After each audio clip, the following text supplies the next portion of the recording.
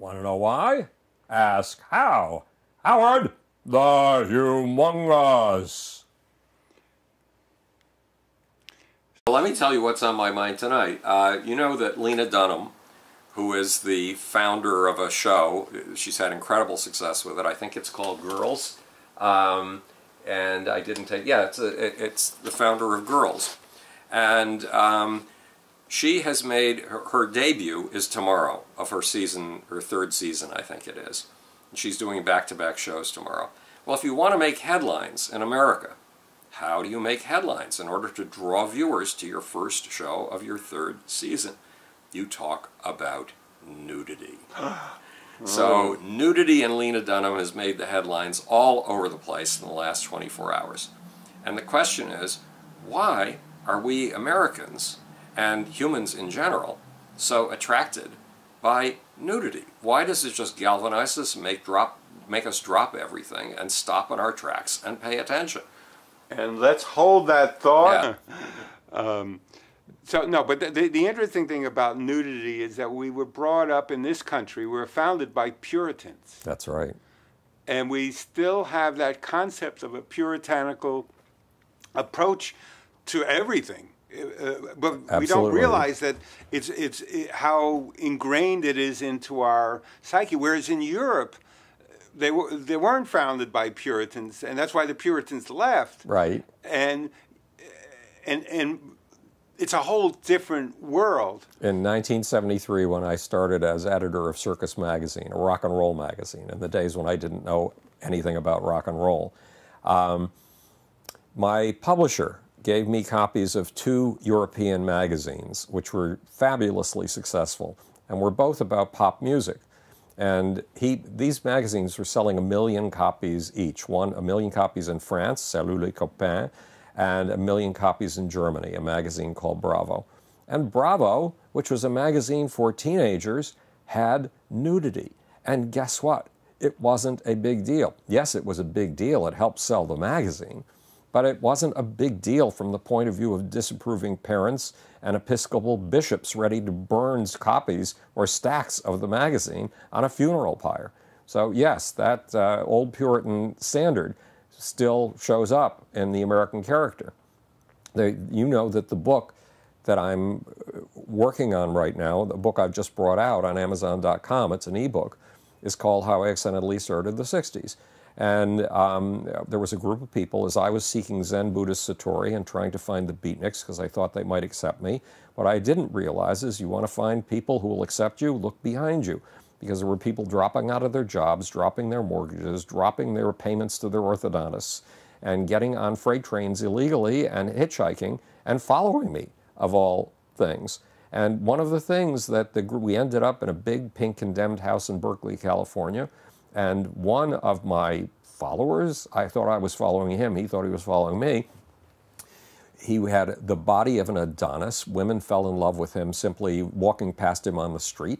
And he had no compunctions about walking around totally naked. Well, there were probably 10 to 20 of us, and eventually we all ended up walking around totally naked all the time. So the 60s was about introducing an anti-Puritan standard. It was about a sexual revolution. It was about a drug revolution.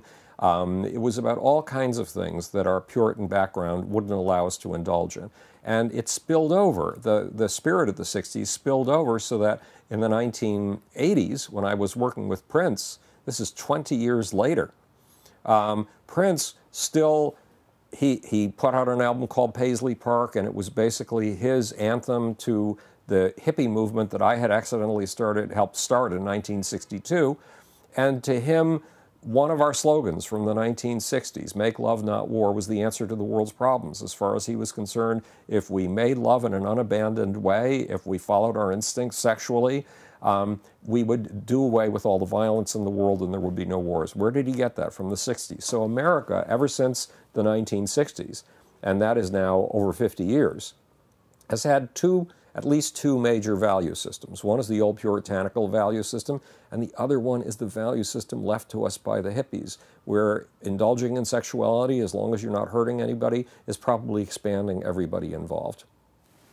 But on the other side, you have the whole Puritanism of the religious right and the gay community coming together around AIDS? Well, the gay community came together around AIDS. AIDS was, if there were a God and that God were anti-sexual, God would have made AIDS. Because the sexuality in the gay community in 1980 was so uninhibited that I knew gay friends who would have what seemed to be 15 sexual encounters a day. They would do it in stairwells. They would do it in bathrooms. They would do it with people they had only known for 10 minutes. It was absolutely astonishing. And then came the plague of God, AIDS, and put a stop to this wildly abandoned sexual activity. And then all of those who recognized that, look, you could wonder from an evolutionary biological point of view why we have gay people. Evolutionary biology says that only those people who have lots of children are going to survive in the next generation, the generation after that, and the generation after that. And gay people, until recently, didn't have any biological children. Because they were sleeping with people of their same sex, there was no pregnancy involved. So why in the world would an evolutionary system and biology favor a society in which we have people who do not reproduce? How do those people who do not reproduce genetically manage to reproduce mimetically from the point of view of ideas and culture? And the answer is fairly simple. We have a very complex society, just like the society of cells in your body. Your body is 100 trillion cells. 90 trillion of those cells don't even claim to be you. They're giant bacterial colonies that are as sophisticated as you can imagine and constantly processing information and doing research and development. Meanwhile, some of your cells have taken on the specialty of being fingertips, and some have taken on the specialty of being penis tips, and there's a big difference between the two. And some are the eyes with which you see your fingers, and occasionally your penis or your vagina, if that's what you have. The point is that specialization is what makes a large-scale society like a human being work. And specialization is what makes a large-scale society like the global society we live in today work. So what is it that gay people specialize in? Because, I mean, they taught me this. The gay community made me their spokesman in 1976. In 1976, I had a very strange year. I didn't know anything about rock and roll when I started at the Rock and Roll magazine. Now I'd founded the biggest PR firm in the history of the music industry. And in 1 year, in 1976, I was flown to Houston, Texas to be named the ambassador of Texas culture to the world by the mayor of Houston. The same year, I was grabbed by the gay community and asked to be their spokesman with a music that they were using as their anthem, as their way of coming out of the closet, as their way of finding their identity. And that music was disco. And one of the first things that the gay people who brought me into this role taught me is that if you're gay, you have a vastly larger expendable income than if you're not gay. Why? Because you don't have to save money for college for your kids.